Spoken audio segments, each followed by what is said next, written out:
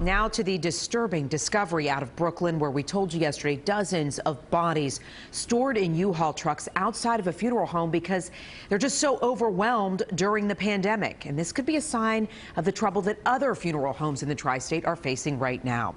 I want to go to News 4's John Chandler live for us in Sunset Park. John.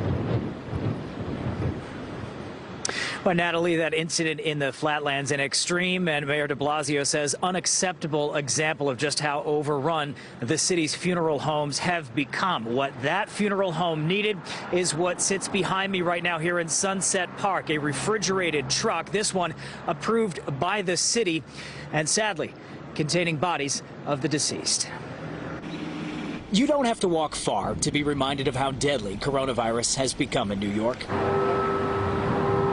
This corner of Sunset Park is a grim glimpse of a funeral home's reality. I actually walk here every day to work, and it's really sad seeing all the bodies there. Karen just lost a friend to COVID-19 last week and says that family had trouble finding a funeral home. She stands across this Brooklyn Avenue from the tent and refrigerated truck outside of Schaefer Funeral Home. I find it very dangerous too, because it's like dead bodies. Like right now, I'm seeing one right now, and it's just very traumatizing. This truck is properly refrigerated, checked and approved by the city. In Flatlands, Andrew Cleckley Funeral Home was cited for keeping over 50 bodies in trucks unrefrigerated. That owner isn't facing criminal charges, but was taken to task by Mayor de Blasio for not seeking help. They don't bear any responsibility. No, they do bear responsibility. They should have figured it out.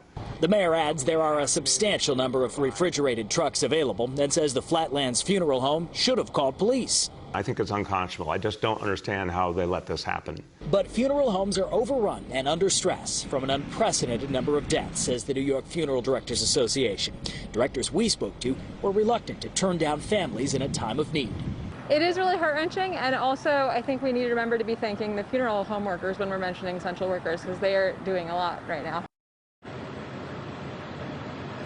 Now, the association adds that there are talks underway to try and get help from the state, from upstate to downstate funeral homes, specifically here in the city. I can tell you that in the hours since we've been here this afternoon, it is constant activity in the truck and tent behind me. These funeral directors under a lot of duress right now, dealing with an overwhelming amount of death. But Mayor de Blasio adding that if they do need help, the city is here to help them. They should reach out.